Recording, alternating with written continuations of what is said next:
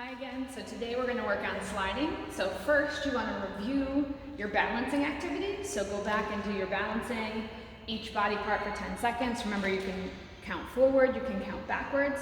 Today we're going to work on sliding.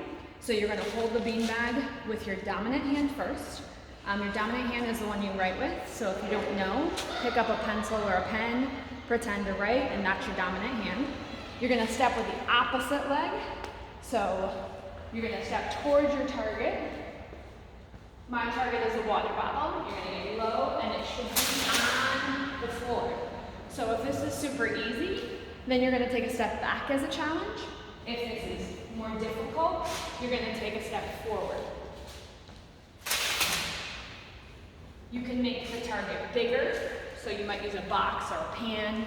And then to get it also challenging, you can make the target smaller and smaller. Again, you always want to be the same on your right side as on your left side. So I started on my right, which is my dominant hand. So on your left, you want to do the same thing.